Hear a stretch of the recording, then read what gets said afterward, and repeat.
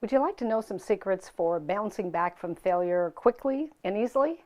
Well, that's what we're talking about today. Hi, I'm Mary Morrissey, author of two best-selling books, No Less Than Greatness and Building a Field of Dreams, which became a PBS special.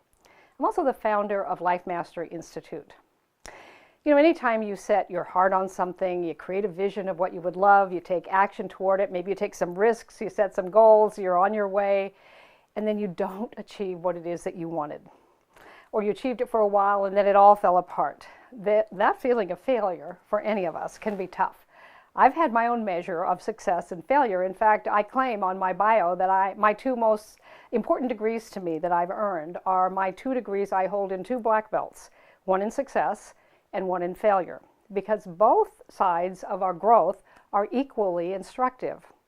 Highly successful people have a different relationship to failure than most people. In fact, every person has failure. It's not a matter of if we're going to have some failure. It's a matter of whether the failure is going to have us when it occurs in our life. And highly successful people, rather than letting their failure get them down, cause them to stop, cause them to continually doubt themselves, they actually use the learning inside that experience to propel themselves higher and further. So how can you do that too? Well, I'm going to give you 3, I think, really important steps that we can do in a short video today that can help you when you're confronted with any kind of failure. These are not always the great big life-changing failures. They can be a failure that, you thought this relationship was going someplace and, he or she goes a different direction. And you feel that, that feeling of failure. Or. But it doesn't matter what kind of failure, the tools are the same. So number 1, in your mind, you have some thoughts and you have some beliefs about failure. They may be supportive to you taking that experience and go forward, and they may actually be erosive. They may actually cause that failure, which could be a great learning opportunity, to actually become a block to your future growth.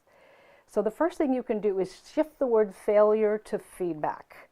I know that we call it a failure, but here's the deal. Your actions or your plan may have failed, but you're not a failure as a person. And as you change that to feedback, Thomas Edison was once asked, how in the world did you ever keep going after you sustained 10,000 failures on your way to discovering the incandescent light bulb? And he looked, his eyes went back forward, he said, what do you mean failure? I never had a failure. It was all feedback. Meaning everything that looked like a failure, there was a piece of information inside that then he used for his next experiment. So number 1, change the word failure to feedback.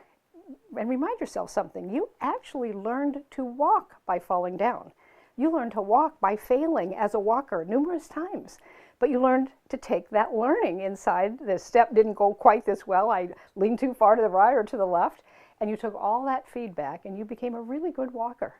You can do that with any goal. Number 2, ask yourself, what did I learn? What was the gift in this experience? What was the gift in this failure? Napoleon Hill says every adversity has within it the seed of an equal or greater benefit. Let's think about that. How many adversities have that seed? Every adversity has within it the seed of an equal or greater benefit, but like any seed, it must be found and planted and nourished and grown and then harvested. So here's a place where you can harvest now.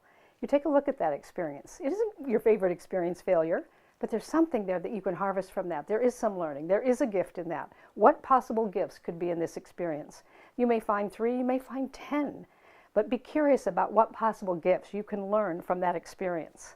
And number 3, so if I took that gift and took action on it, what would I do to take myself forward? Refuse to claim that you are a failure. You've had a failure. I've had lots of failures. Most people have had lots of failures. But the learning that comes from them is the greatest gift of all. So then codify the gift and then take some action step you can take.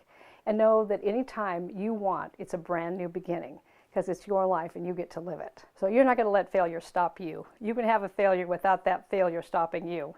You actually can bounce back from that failure. You can actually go further forward more than you ever thought before as you take that learning with you. So if you've enjoyed this video or you know somebody who might be going through a tough time and you want to send them this video, then please share it.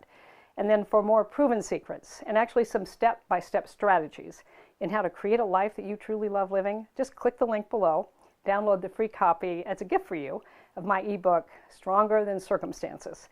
3 proven methods for overcoming fear, limitations, and procrastination so you can achieve your dreams.